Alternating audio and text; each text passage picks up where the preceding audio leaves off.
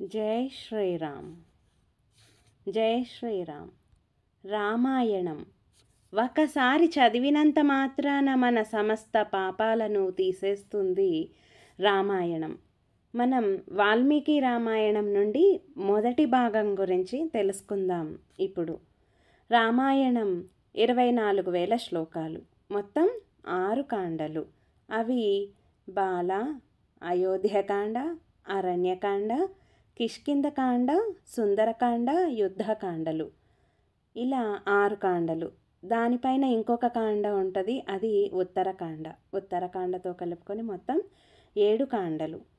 రామాయణాన్ని ఆదికావ్యమని అంటారు. కేవలం రాక్షస సంహారం కోసమే రామావతారం వస్తే, రావణుడిని చంపిన తరువాత ఆయన అవతార సమాప్తం చేయాలి కదా. కానీ ఆయన బాలకాండలో ఒక ప్రతిజ్ఞ చేశారు. అదేమిటంటే దశవర్ష సహస్రాణి దశవర్ష శతాని చ, నేను 11,000 సంవత్సరాలు ఈ భూమండలం మీద ఉండి ఈ భూమండలాన్ని అంతటినీ పరిపాలిస్తాను అని. రాముడు 11 సంవత్సరాలు అరణ్యాలలో గడిపాడు భగవంతుడై కనుక. కాకపోతే రాముడు తన తండ్రిని చాలా గౌరవించాడు, ఆయన భగవంతుడు కనుక. రాముడు నిరంతరం ధర్మాన్ని పాటించాడు, ఆయన భగవంతుడు కనుక. రాముడు తన జీవితంలో తన భార్యతోనే ఉన్నాడు, భగవంతుడు కనుక అని ఇలా అనుకుంటూ పోతే రామాయణం యొక్క ప్రయోజనం ఏమీ ఉండదు. రామాయణంలో రాముడు ఒక భగవానుడిలాగా బతికి చూపించలేదు, ఒక సామాన్యమైన మనిషిలాగా బతికి చూపించాడు. మనం ఎలా బతకాలో చూపించాడు.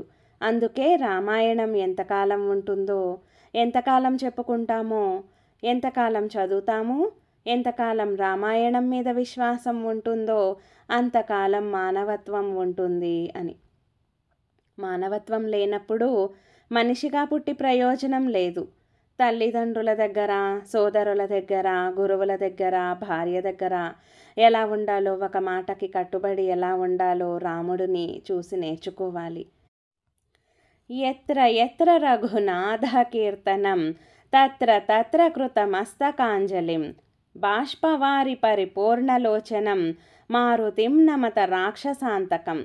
ఎక్కడన్నా రామాయణం గురించి మాట్లాడుతుంటే స్వామి హనుమ తప్పకుండా వచ్చి వింటారు. రామ అంటే లోకులందరినీ రమింపచేసే నామం. రావణాసురుడు బ్రహ్మదేవుడి గురించి తపస్సు చేసి నరవానరములు తప్ప అన్ని జీవరాశులతో నాకు చావు రాకూడదు అని వరం కోరుకున్నాడు ఆ రావణాసురుడు. నరవానరాలను ఎందుకు విడిచిపెట్టావు అని బ్రహ్మ అడగలేదు, రావణుడే చెప్పాడు. ఇంతమందిని అడిగాను, నాకు నరవానరాలు అంటే ఒక లెక్క అన్నాడు. రావణుడి దృష్టిలో మనుషులకు ఉన్న స్థానం అది. నరుడంటే అంత చులకనగా చూసే రోజుల్లో నరుడుగా పుట్టి ఒక మనిషి తలుచుకుంటే ఏదన్నా సాధించగలడు అని నిరూపించినవాడు శ్రీరామచంద్రుడు. అందుకే మనిషిగా పుట్టిన ప్రతి ఒక్కరూ రామనామం చెప్పాలి. కూజంతం రామ రామేతి మధురం మధురాక్షసం ఆరుహ్య కవితా శాఖాం వందే వాల్మీకి కోకిలం.